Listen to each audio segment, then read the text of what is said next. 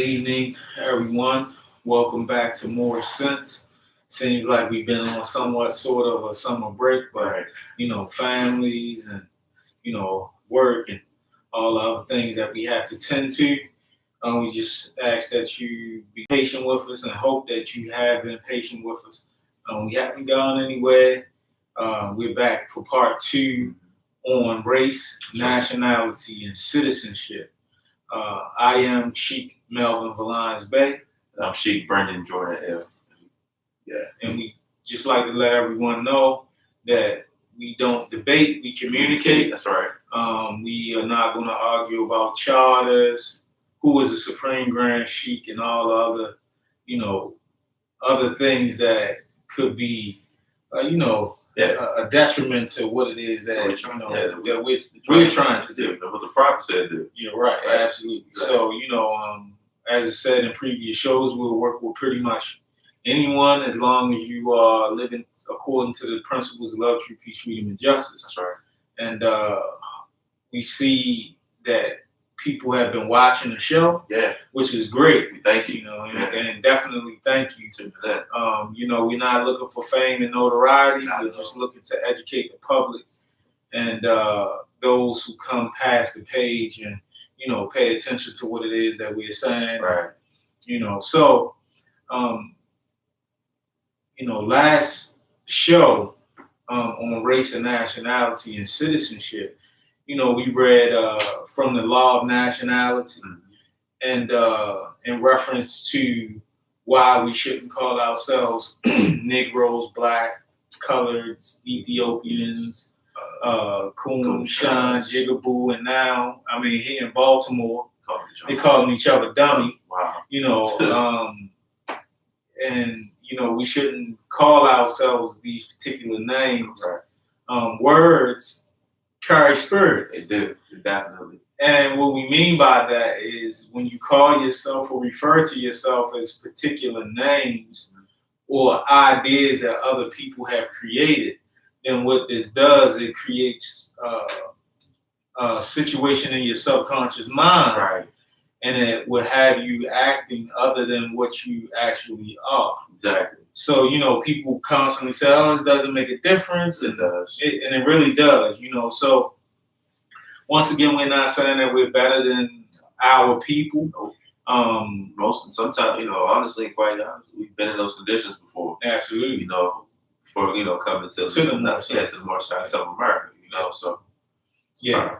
And it's a way, the more science is a way of life. That's right. It is how, you conduct yourself amongst society. Correct. Both, the more society, but also the larger society as well. Absolutely. Yeah. Right. Because at the end of the day, I think you on Friday, Holy Day, you read a beautiful article that came from the Moorish Guide. That's right. That specifically said that we live amongst other groups of people. Right. And what we are to do, and as Moorish Americans, is to help society and our fellow man to aspire to be higher and better than what they are. That's right. So, without further ado, first start with the Moorish American prayer. Oh yes, Definitely going to start with the Moorish American prayer. So we're just going to recite the Moorish American prayer. You can with us or join with us, or also if you just want to listen to the words that we're saying. So we're going to recite the Moorish American prayer, and that's going to be 2 on the right, 5 on the left. We're just going to recite it, right? All right. It's going. Islam. Allah, the Father of the universe, the Father of love, truth, peace, freedom, and justice. Allah is my protector, my guide, and my salvation, by night and by day, through His holy prophet, Ali. Amen. Islam. And that's a perfect way to start off any day or anything that you do is with the Moorish American prayer. And we do have other prayers, but that's one of the most powerful prayers there is.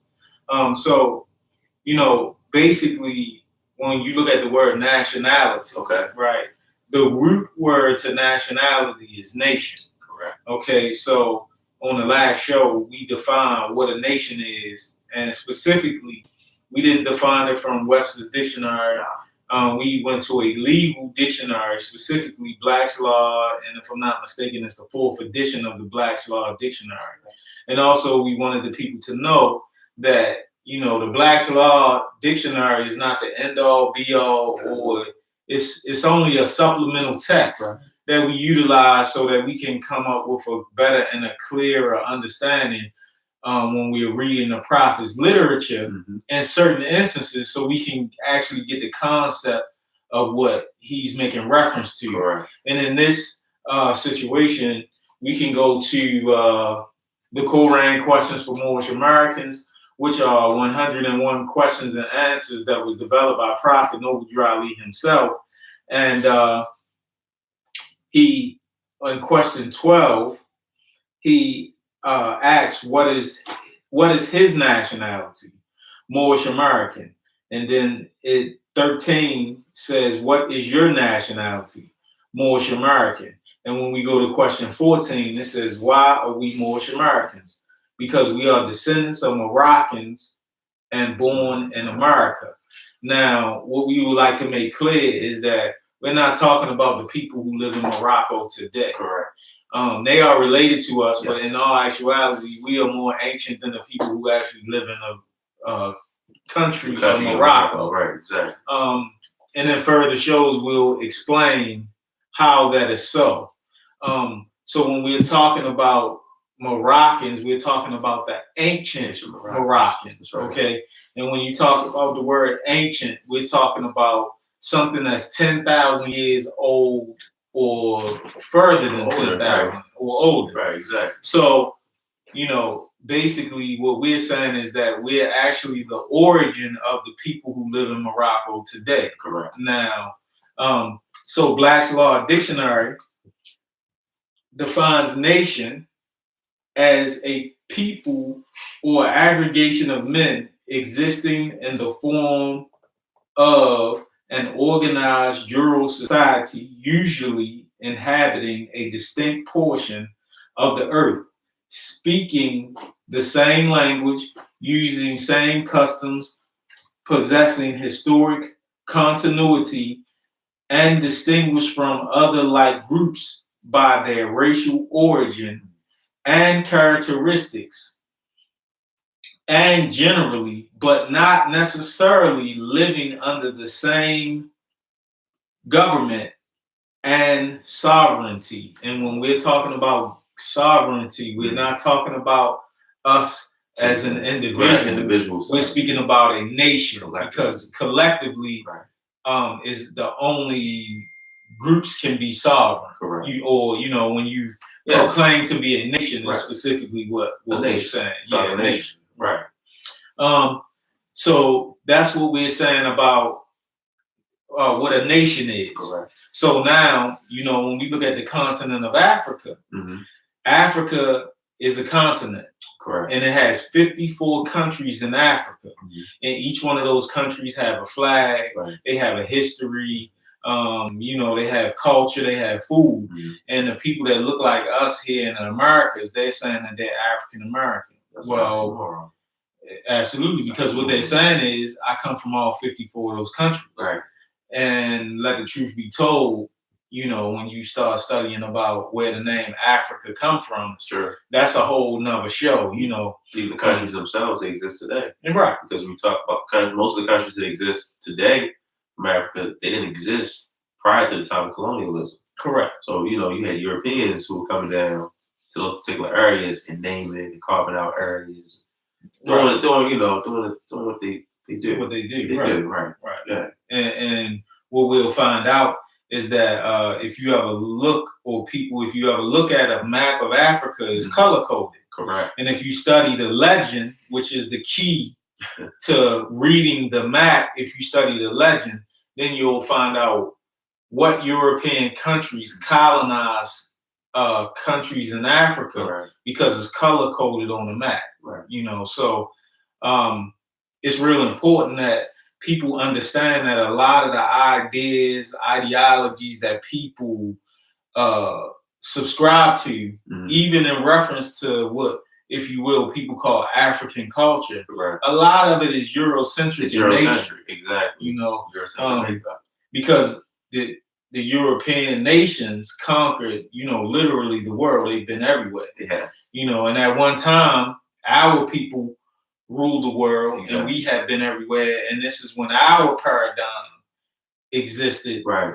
And, this is where, we started to transmute some of the things that we have to the European, right. And they've taken things that we've given them, Correct. such as algebra, geometry, geography, letters. I mean, even the very numeral system that we learn in school, which they say, you have a number line and it says 0, 1, 2, 3, 4, 5, 6, 7, 8, 9. And then they say 10, but we know and understand that after 9, numbers don't do anything but repeat themselves. Correct. So what we're dealing with is 0, 1, 2, 3, 4, 5, 6, 7, 8, 9, which is called the base 10 system. Mm-hmm. They are Arabic numerals, right. which were handed down not by Arabs, right. Not the current people who live in Saudi Arabia today. It was transmuted or transmitted to other cultures by people that look like us, right. and who refer to themselves at one time or another period as Moors, right. Or Moabites, right. And also Canaanites. That's right. So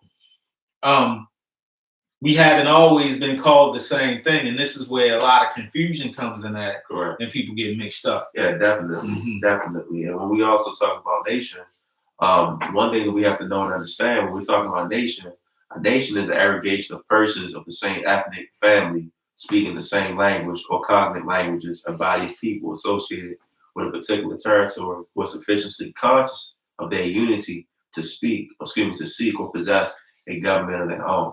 So that whole idea, that concept of unity, we hear people saying, okay, I'm and this is what you hear some Asiatics say, I'm black, or I'm so-called black, or I'm African American. But what are you conscious? Are you really conscious of unification? You can't have unification with the idea of unity or oneness with black, or even African American for that matter, because these terms, they change every so amount of years. You find 10 years from now, 20 years from now, they won't be calling themselves black. Right.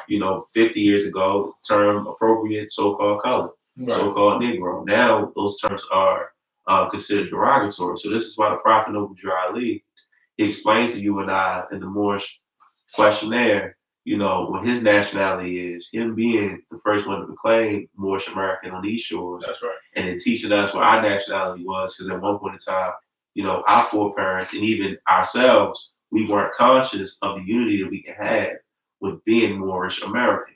Some people might say, well, what is Moorish? And, some people might say, oh, I'm a Moor. Well, that's cool, but what is Moorish? Because people get, people try to play on words. Yeah, they play on words, but when you look at ish, right? Ish, it's a suffix, right? And when you look at ish, it says belonging to a specific nation or people.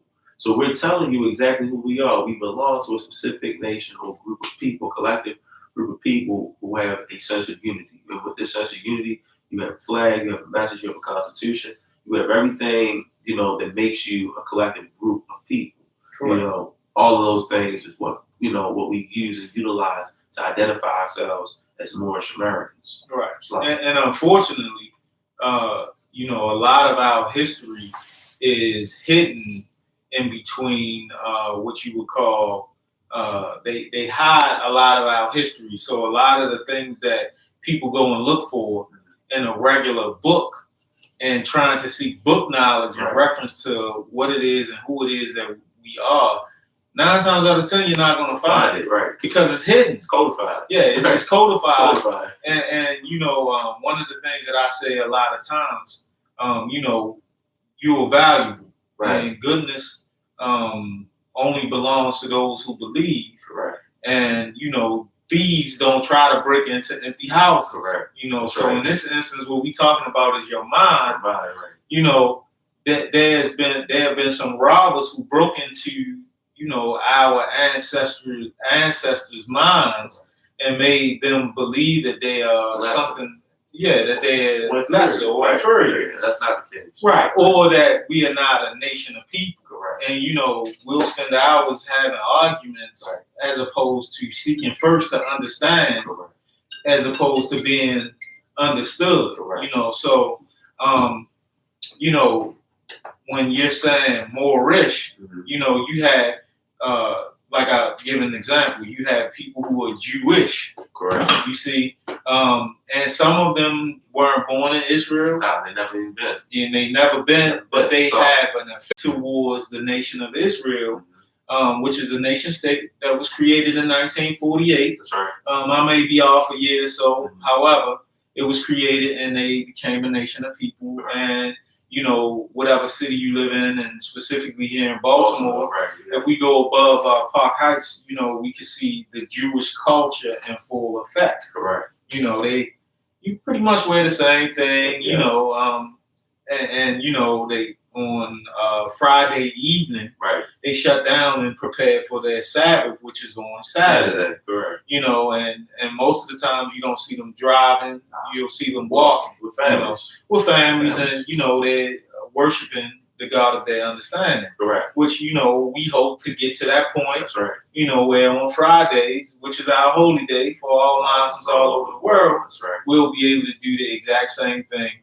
And we won't be subject to participate in things that are not doing us any good. Right. So in saying all of that, people, we have to be clear that when the Prophet Noble Ali came on the scene, he had traveled all around the world, and by the age of 27, he, came back to the United States, and he knew that we had come in or been enslaved here in this part of the world. Right. And when he went to President Woodrow Wilson, he talked to President Woodrow Wilson about retrieving the proverbial cherry tree that was chopped down by General George Washington. Right. So, in previous shows, we kind of explained a little bit about that. Right. So, if you want to hear that, please go back and watch, the other shows so you can catch up. But, nationality is very important.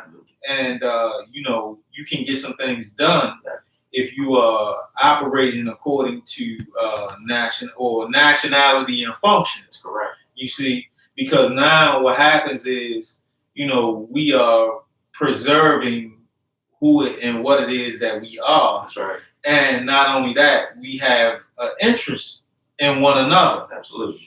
And this interest that we have in one another is to, move forward and to create a cultural aspects. Because let the truth be told, so-called black people, they don't have a culture. Yeah, they don't have a nationality. Now they have a nationality, but they're not aware. They're not aware of it. They're not aware. They don't even want to proclaim it. Right. Yeah. Now, at my workplace, they had something called Diversity Day. Okay. And I sit by, a room where I can pretty much hear everything. Mm-hmm. And I heard them practicing. And, they had different cultures. And then there was a group of people who were saying, well, we're African Americans. Right. And our culture is the cha-cha slide. Some of the dances, cha-cha slide, the Macarena. Okay. And what's the other one? Cupid Shuffle. The Cupid Shuffle. I mean, that's not our culture. That's not culture, right? That's, like dance, that's entertainment. And it's socialism. Right, socialism, so, right. Being social. Yeah. Like, social. And nobody, I was like, wow. Right. Yeah. So, can't identify. So these, we're not taking shots at people. No, we're not. We're just leveling off with what is truth. And when we really level off, when we really look at it, and I'm not, again, without speaking radical, when we look at most of the people who set precedents in our community, the Asiatics here in America, most of the time we actually look at individuals who are entertainers. Okay, correct. We don't really look at basketball players, football players. You can dance well, and that's beautiful and all. That's beautiful that you have athletic gifts and talents. But the question at the end of the day becomes, what's your nationality? Because when you look at it, right, the Prophet Noble Ali explains to us what the mission and the objective of the Moorish side of America is, right? Or for the Moorish Americans here in America. And nationality isn't something that should be misused or abused by those who have it. That's right. So when you see individuals who are proclaiming that they're Moorish Americans, the first thing you should do is look at their conduct and their character. Correct. Because their conduct and their character, they has to line up with what the Prophet Noble Dry League prescribed for the ills of the so-called Black, Negro, etc., who proclaim the nationality to become Moorish Americanized, right? So the Prophet Noble Dry League, I just want to read something real briefly. The Prophet Noble Dry League states in the Moorish Leader's historical message to America, right? And I'm just going to, just read a small portion. The Prophet Noble Dry League states that I further anxiously hope that this brief statement will help you to more clearly see the duty and wisdom of all at all times of uplifting those fundamental principles which are desired for our civilization, of our posterity, such as obedience to law, respect, and loyalty to government, tolerance, and unity. And I'm going to stop right there. The concept of nationality is very important since it determines the benefits to which a person may be entitled and obligations such as paying taxes, which we do as Moorish American Muslims, because guess what? My children, they attend public charter school. I'm a teacher. I want to see schools being built. I want to see roads being built. I want to see these, and I want to see the money that I'm giving in taxes to be utilized. So it wouldn't make any sense for me not to pay taxes. I'm a citizen, right? And then also loyalty to government, which we do perform certain duties, but loyalty to government, means that we're not out here breaking the law. We ain't out here knocking people over the head and taking people's property and all these other things. And the right of nationality is of great importance because nationality allows you to reflect on self-actualization of fundamental human rights. Without a nationality, you really aren't dealing with human rights. You're dealing with what the Sheikh just said, social rights, or even worse, civil rights, pacifist rights. Possession of a nationality carries with it diplomatic protection of a country, of a nationality, and also a legal or practical requirement for the exercise of that fundamental right. So you can sit here and say, and I'm not, again, speaking radical, I noticed a few months back, the brother waving the Moorish flag, the red flag behind the Sheikh, the 5-pointed green star in the center, but the brother wasn't really demonstrating the qualities of a citizen, because a lot of things he was doing was going contrary to what Moorish Americans, what we proclaim. And our divine principles. That's right. That's right. And nationality is ultimately, the right to have rights. So if you have rights, because you are in fact part of the human family, correct, you shouldn't be violating anyone else's rights, and no one should be violating your rights as a human. Islam. Yeah, Islam. Right. And when we talking about diplomatic immunity, right, we're not talking about going to the country of Morocco, setting up a fake consulate, asking them for anything. What we are specifically saying is that that our heritage is so ancient. That's right. That the council that we have in the Moorish Science Temple of America, it's able to give us certain protection. Correct. I'm not to be out in society breaking the law, right, and then want to run to the Moorish Science Temple of America. I say people. It's not, we don't violate the law, because when we violate the law, then we're stepping on the blood of our forefathers. Right. And what I mean by that, because I know somebody's asking, it was 35 Moors, that's right, and 20 Anglo-Saxons, right, who created the Union. And what people need to know is that the Union is much older than the Constitution itself. That's right. And some of this stuff is in plain sight, but people always want to know, well, what book can I read to find this out? Scratching the surface. Right. So one of the places that you have to come to find this out is the Moorish Science Temple of America. That's right. Because we are the custodians and the protectors to preserve the history of our people in this part of the world that we call the Americas. Right. So this is, I just wanted to be clear about that, because, so many people are confused. They trying to run to head at ed. Yeah, right, exactly. And they hate themselves so much, right, subconsciously, that they don't even believe that somebody that looks like us, right, that been through the same things that we've been through, that's right, that could come and have and be and communicate with the universal creator, right, to receive the blessings of or divine message. Right. A lot of people don't, they don't believe it, and they can't come to grips with that. And as opposed to given it a chance, what they do is they push talk it bad about They it. push it to the side. Yeah, they'll push it to the side. Talk rude. Yeah. So nationality, right, according to the Black's Law Dictionary, because in the first show that we did on nationality and race, we also talked about some Supreme Court cases. Right. And I did not bring you know, and we'll cover it, you know, in another show. About the court cases that's on the books in North Carolina and New York, and how the state of North Carolina and the state of New York till this day feels about people who call themselves black. So-called blacks, so-called. So nationality is that quality of character which arises from the fact of a person belonging to a nation or state.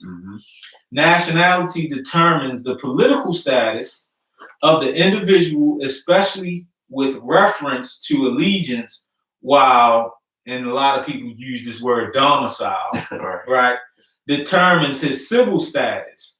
So what that means to me is, depending on the state that you live in, because see, a lot of people don't understand that states are considered as nations. That's right. You know, we live in the United States of America, but let the truth be told, if you go in the 50 states of the United States, then when you do a little bit of research, you're going to find out that certain countries founded those particular states. Being Maryland.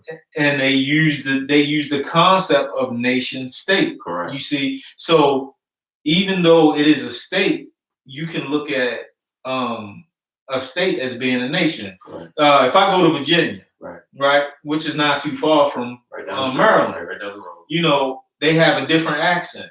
Yeah. They have a different flag. They eat different food. That's right. You know, so even in that, when you look at the actual concept of it, now we can understand what's being said. Right. Your domicile of state. So, you know, it's using some fancy words. Right. But basically, we don't want people to get spooked out and start using domicile like it's going to change your status with people who you interact with. That's not what that's not what's going on here. Exactly. While domicile determines his civil status, nationality arises either by birth or by, now in this instance, which doesn't apply to us as a people, naturalization. That's right. You know, speak on that real quick. So when we talk about naturalization, right, and the reason why it doesn't apply to us, right, because when you talk about naturalization is the process by which the United States citizenship is granted to a foreign citizen, and we're not foreign. Yeah, we're from here. Those who are not born in the United States, but we're born here. Prophet Noble Ali explains to you and I that when we get our nationality cards, and I'm a citizen of the United States of America, we're citizens, right? After he or she fulfills requirements established by Congress. And established by Congress, they're talking about the Immigration Nationality Act again. As you know, she said, it doesn't apply to us. We're Moorish American Muslims. And something interesting, right? Because the census is about to come up. Yeah.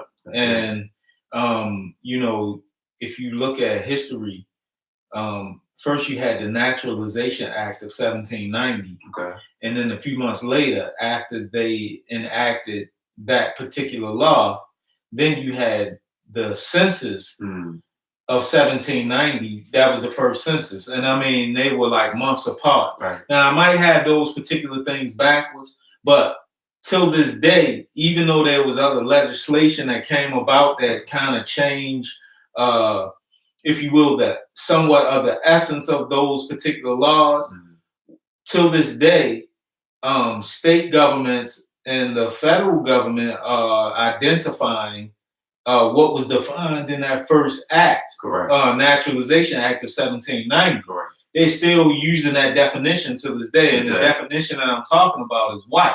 That's right. You know, so people, let's be clear. When people call themselves white, even though they don't understand, they're talking about a status. Right. And when you call yourself black, you're talking about a status as well, right? In all actuality, because we read a couple of things out of, I think I read out of a community development text, and which was written by a sociologist, talking about that race is actually pseudo. It's a fictitious concept. Right. So in that regard, we have to actually come into knowing exactly who it is that that we are. That's right. In according to now this was a court case that we talked about, right? Savaginy, nationality is also used opposed to territoriality for the purpose of distinguishing the case of a nation having no national territory. An example is the Jews. Correct. And there was a court case that we quoted, and we won't go over that court case again. Right. But like we said, there are some people who are Jewish, right, who have never stepped foot in the nation state of Israel. Correct. But they proclaim that they are Jewish. Right. So, Prophet Noble Ali was right on time, and he came and he was teaching us about our nationality, right, and that we needed to proclaim it, And it's not so much as if other people believe it, is do you believe it? Do you believe Right. And when you do, then you're able to speak with conviction, and then you're able to carry out the things that we as a people need. Right. Exactly. Mm-hmm. That's right. Praise Allah. And when we also talk about a nation state, right? When we talk about nation state, we're talking about an organized political community or area forming from the federal republic, right? So she gave you an idea or a concept of it. And when you look at the Jewish people have a nation state of a great majority, in which the great majority shares the same culture and the same consciousness of it. So This goes back to the whole idea and the concept that I gave you earlier when we talked about the whole idea of having a nation. You have to be unified. You have to understand that, look, this is who I am. But unity doesn't start with me just saying, okay, we're unified, right, because I agree with you. You don't even see that with the Jews. With the Jews, because the Jews will sit there and you have some who are ultra-Orthodox. Right. You have some who are Orthodox. Sephardic. You have some Ashkenazi. You have even those who don't even practice Judaism. Right. But they'll tell you that they're Jewish, right? So we have to understand also that a nation state deals with cultural boundaries, and it's made up of political power as well. Correct. It's very important, because when you look at it, the cultural boundaries of a nation state, it lets you know and identify that, look, we may not have a specific landmass, geographical landmass, so to speak. Like, you may not see a geographical landmass, but you'll see the fact that, look, what identifies as a Moorish American? Who can identify as a Moorish American? A Moorish American is one, who's following the law, who's obeying the law, who's following not only the law constitution-wise, but also following what the Prophet Noble Ali demonstrated and laid down for you and I in my constitution and bylaws as well. Correct. Yeah, and something reading Moorish Guides, right? Okay. Which was our it was our newspaper. Right. And this was circulated throughout the Moorish community during the time of Prophet Noble Ali, right? And I went, and when I was reading what I discovered, right, the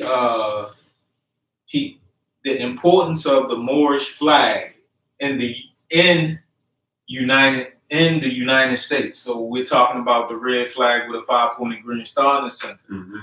And it states the restoration of the Moorish flag to the descendants of Africa in America by Noble Drew Ali was of a special historic significance to the Moorish community and the world, for it took place in the United States during a time when the government of Morocco was in a state of subjugation to the French rule 1912 up until 1955. So when the Prophet Noble Drew Ali came and restored the Moorish flag, Morocco was still subjugated by the French. So this flag cannot be a Moroccan flag. It is the Moorish flag. Now, Moroccans in modern times use the flag, they identify with it. Right. But in all actuality, because Prophet Noble Drew Ali restored and restored the flag to us here in America, it flew here in America before it flew in Morocco. That's correct. and could not raise, so we're talking about the French, could not raise the red flag with the 5-pointed green star in the center on African soil. Okay. Additionally, this action invoked memories of the unique role and contributions of Moorish/Moroccan civilization to the development of the American system. 1787, the year in which the United States Constitution was drafted and the Northwest Ordinance was passed prohibiting slavery in the area now known as Ohio, Indiana, Illinois, Michigan, Wisconsin, and the eastern portion of Minnesota. Morocco formally recognized continental government of the United States by signing the first international treaty with this country. Now, by me reading this doesn't mean that you go and try to take the treaty Right. and say, "Oh, I don't have to obey your laws," et cetera, et cetera. Right. No, we are just giving some history about our lineage and our ancestry and how our ancestors were the first to recognize this new nation as a nation in its infancy. In its infancy, Right, that's correct. you know. So, and we were very much present when they were. Matter of fact, we taught them how to establish government. That's right. You know, so a lot of times I say we give the European too much credit. That's right. You know, I mean, and we're not speaking radical. We just leveling off with the truth. That's right. You know, so I think that's a important piece right there.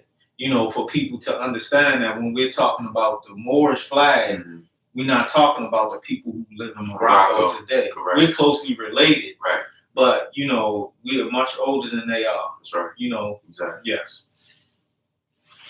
So praise the Lord. That's right. So, you know, another aspect is people, if you ask a person, well, what's your race? What's your race, right? And they'll say, well, Black or African American, Right. you know, but race and nationality are two distinct different things. Exactly. So let's read the definition of race. An ethnical stock, a great division of mankind having in common certain distinguishing physical peculiarities constituting a comprehensive class appearing to be derived from a distinct primitive source. A tribal or national stock, a division or subdivision of one of the great racial stock of mankind distinguished by minor peculiarities, descent. And there's a court case, right, that we talked about in the last show that talks about this. So, you know, when we talking about when they say classes appearing to be derived from a distinct primitive source, now we have to say, well, what is that primitive source? Right, and you got to get the language too. Right. It's not talking about what our ancestors identified as, or what they identified themselves as. Right. Now they're going to, in this particular world, in the Americas, or in the United States, is what we'll say, to be specific. What they're making reference to, this primitive stock, is they're making reference to Walter Plecker. And Walter Plecker used Joachim Blumenbach's system, and Joachim Blumenbach was a German scientist. Right. And him being a German scientist, he had 5 variations of skulls. Anthropology. Right, absolutely. That's where the science comes from. Right. You know, so when we look at this, you know, Joachim Blumenbach really wasn't necessarily a bad guy. He was just going off of the information that he had at that particular point in time. Exactly. And here we go, Walter Plecker, who was a known racist and eugenist. Right. And he was a part of the Anglo-Saxons Club. That's right. And he's the one that came up with these legislative laws, the one-drop rule, and a number of other things. State we talking about? We're talking about right in Virginia. You know, where if we do a little bit more research, they say that slavery started in Virginia. Correct. You see, so now what we're doing is we're using more science to be able to draw a mental clear picture in our minds so that we can understand what Prophet Noble Drew Ali is saying. Correct. A lot of times when we try to talk to people about you're not Negro, Black, and colored, because people don't understand that they are synonyms. Right. And what is a synonym? A synonym is a word that's spelled differently, but it means the same. So when you say you're African American, technically, you're saying you're a Negro. Right. When you're saying that you're colored, technically, you're saying you're Black. Right. So, these particular things, and because Negro was also in the Black's Law Dictionary. Okay. And it says the word Negro means a black man, one descended from the African race. African race. There's no such thing as an African Too race. broad, right? Right. The broad concept. And does not commonly include. Now check this out. Mulatto. Now, Felix versus the state. 18 section. I think this is Albuquerque, but we'll get back to it. 720. But the laws of the different states are not uniform in this respect. Some including in the description Negro, one who has 1/8 or more African blood. Wow. So how you going to determine? You can't split a person. Right. 1/8 now. No, you can't. Right. Do that. Right. Term Negro means necessarily person of color, but not every person of color is a Negro. And there's a Supreme Court case that decided this particular decision here. So now in the law, we're seeing where, hey, you really need to be clear about what you're identifying yourself as. And it sounds like we're dealing with, just listen to that law, it sounds like we're dealing with a divide and conquer strategy. Absolutely. Because if it says that, every person of color is not Negro, now you're identifying, you're separating people based on what you want to identify them as. Right. And what we have to know and understand is that, we know that a group of people or a group of individuals with common characteristic or common ancestry, when they procreate, with other individuals with common ancestry, the common characteristics, you're going to have this same makeup. You can't separate people. But we also need to know and understand that humanity is composed of a variety of populations with different among themselves in frequency and of many genes. So when we're talking about, Walker Proctor, right? Again, we're talking about a eugenist. We're talking about someone who took a concept of anthropology, and let the truth be told, anthropology is actually a pseudoscience. Yeah, it's not even, it's not even something that you can really base off of factual information. And when you look at it, the Prophet Noble Drew Ali explains to you that a man can't be Negro, Black, colored, right? Because we're dealing with, the human race. We're dealing with humanity. We're not dealing with something that can subject you to something being inferior. When you talk about the Negro, when you talk about the Negro, even color, you're talking about chattel. That's because right. the concept that we're dealing with when we're talking about, why you shouldn't call yourself Black or why you shouldn't call yourself color or Negro. When you're talking about chattel, you're talking about property. And we're talking about something other than real estate, something that is tangible, but it's movable. At the same time, it's movable. And chattel is almost the equivalent to being considered cattle or sheep or, livestock or something of that nature. And what many people fail to realize or they don't really quite understand is that those names or those terms, they still hold the same energy, the same weight as they did over 160 years ago. Right. And that's just like the, hip hop culture. I love hip hop, Me too. But unfortunately the N-word is used readily loosely and loosely. And, I've even heard people turn it into an acronym, but let the truth be told, that word in its identification and how it was used, the spirit of the word is always going to be the spirit of the word. Reminds me of something KRS-One said. Okay. He said, even, and I'm just paraphrasing, he said, even we have, it was called MCs Act Like They Don't Know. Okay. He said, we even have European, and I'm using Europeans instead of white, right. call themselves the N-word. And I said, wow. Right. He said that in the 90s. Right. You see that, man, that's 21 years now. Everybody's calling everybody. Let's look at Eminem. He dropped the N and put the W on there. And, I'm just saying, same difference. It's the same thing. I'm just saying. Right. Well, in fact, it doesn't just go for our people. Eminem is not back. Right. You see what I'm saying? Exactly. And if you really sit down and had a real intelligent conversation with this guy, right?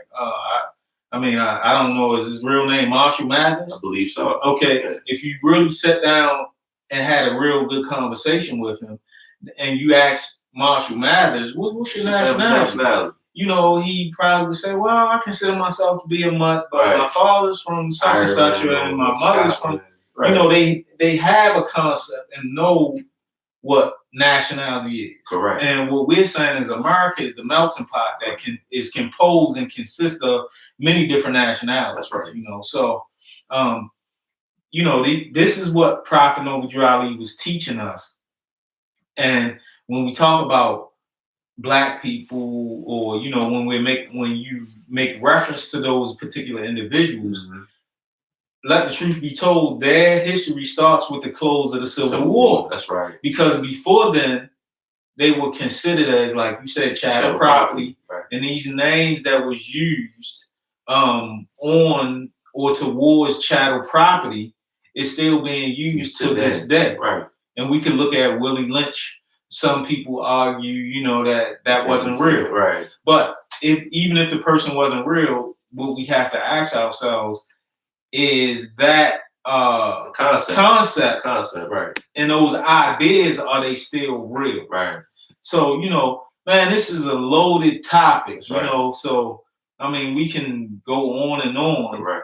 And, we're probably, because this is part 2. That's right. And 9 times out of 10, we're going to revisit these particular concepts, because once again, it's a loaded topic, and it's misunderstood by people who haven't proclaimed their nationality, and it's also a misunderstood topic by people who actually have proclaimed their nationality. Exactly. So we just have to take our time, and some of the sources that we're using and presenting to our listening audience and viewing audience.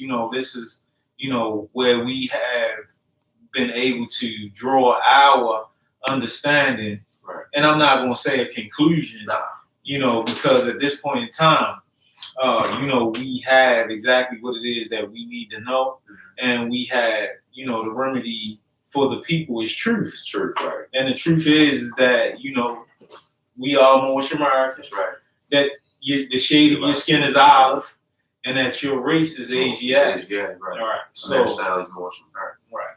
So we really thank everybody for tuning in.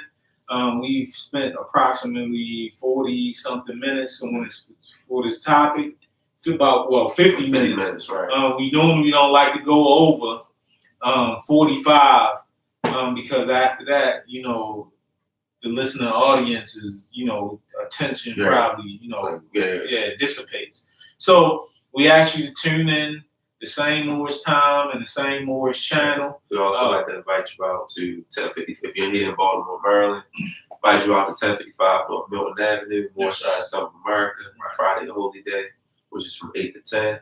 Also, we have more Sunday School, and it's more Sunday School teacher. Oh, praise Allah. Sheikh Melvin Bay, 12 to 2. Just come out, and continue to, just build, this conduct and character that we're working on. Right, and Seabreeze Bay, every Sunday except for the 4th Sunday, at 10:55, and it starts at 10:30. 10:30. She teaches, to 11:30. She teaches the line history class, so that's every Sunday except for the 4th Sunday. And also, if you go on Blog Talk Radio and look up her show called The Moorish Light, you'll be able to also find her, which airs on Tuesdays, I believe at 6:30. 6:30 to 7:30. So, you have a plethora and wealth of information. You can call in and ask questions. We now have technical assistance, where Brother Jay Wilson. Brother Jay Wilson. And hopefully, we'll be able to answer the chat coming up soon, and more good things to come. Oh, we can't forget to mention the Moorish Vanguard. Moorish Vanguard newspaper. Yeah, which is a newspaper developed and created by Sheikh Brendan Joyner Ill, and if people want to submit, it comes out quarterly. Quarterly journal. And it's quarterly journal. We're looking for people to subscribe. We're looking to do big things. That's right. Please follow us under Moorish American Society of Maryland, Moorish Sense Media. That's right. Facebook. Oh on Facebook. Right. Also, we have created, or not necessarily created, we've reprinted. Correct. The Holy Quran of the Moorish Science Temple of America. Please come to 1055 North Milton Avenue. That's right. Check us out. Give us a donation. And much more to come. That's right. So we just ask that you stay tuned and keep supporting us. Or hey, keep hating us. Whichever one you want to do. We're gonna pray for you, and we hope that you pray for us. That's right. And you can meet us back at the same Moorish time and the same Moorish channel. Peace. That's all I'm at.